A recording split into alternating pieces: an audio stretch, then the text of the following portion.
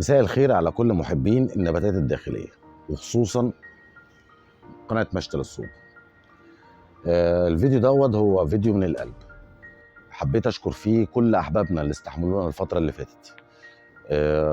احنا كان عندنا مشاكل كتير في الصوت وعندنا مشاكل كتير في الالقاء نفسه. انا كنت متوتر كتير جدا عشان انا اول مرة اعمل قناة على اليوتيوب، والكاميرا دي اعوذ بالله لها رهبة كده، انا ما كنتش متخيل الموضوع دوت. وكان عندنا مشاكل في الصوت وعندنا مشاكل كتيره، واللي زي اللي عندنا مشاكل وفي عندنا لسه مشاكل في المونتاج. انا لازم اشكركم ان انتوا استحملتوني كتير، وبشكر كمان حبايبنا اللي بعتوا لنا رسائل ايجابيه، وكانت رسائل تشجيعيه جدا جدا خلتنا نصمم ان احنا نقدم المحتوى بتاعنا او نقدم المعلومه بتاعتنا. انا فعلا كان عندي شغف كبير جدا ان احنا نقدم المعلومه بتاعتنا على اكمل وجه وبشكل يرضي كل الناس وبشكل الناس كلها تحبه. حبايبنا بقى اللي هم بعتوا لنا رسائل انتقدونا فيها، انا بجد مش عارف اقول لكم ايه. انا بجد ميرسي جدا جدا جدا، الف الف الف شكر. بتشاوروا لنا على العيوب واحنا بنحاول نصلح. ارجوكوا ارجوكوا ارجوكوا ما توقفوش، افضلوا انقدونا عشان نستمر. النقد بتاعكم ده قسما بالله بيخلينا نصلح ويخلينا نحلو.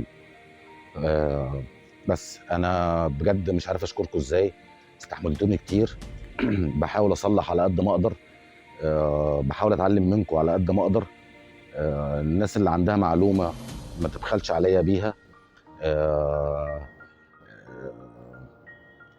الناس اللي نفسها قناة مشتل الصوبة تبقى قناة كبيرة، احنا نفسنا ان احنا نخلي القناة بتاعتنا مرجع كل الناس اللي بتحب النباتات الداخلية.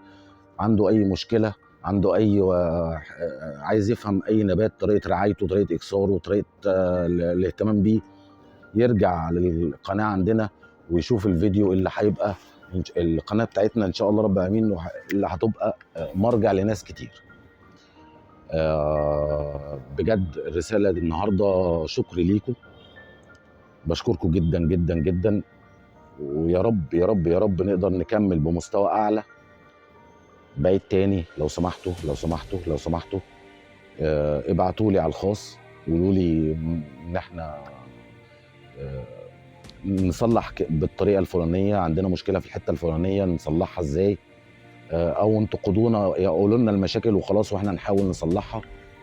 علشان بيكو احنا هنستمر، من غيركو احنا ولا حاجه. بالمناسبه صحيح احنا بقالنا شهر على فتح القناه، والحمد لله رب العالمين وصلنا 560 مشترك دلوقتي. طبعا ده رقم صغير خالص بالنسبه للقنوات الكبيره، بس احنا لسه مش قناه كبيره. بس شهر نوصل للرقم دوت، ده تارجت انا ما كنتش احلم بيه. احبابنا اللي بيحبونا واللي بيحبوا ان احنا نساعد الناس، او اللي زينا ان احنا بيحبوا ان هم يساعدوا الناس، شيروا فيديوهاتنا اللي انتوا شايفينها كويسه على قد ما تقدروا.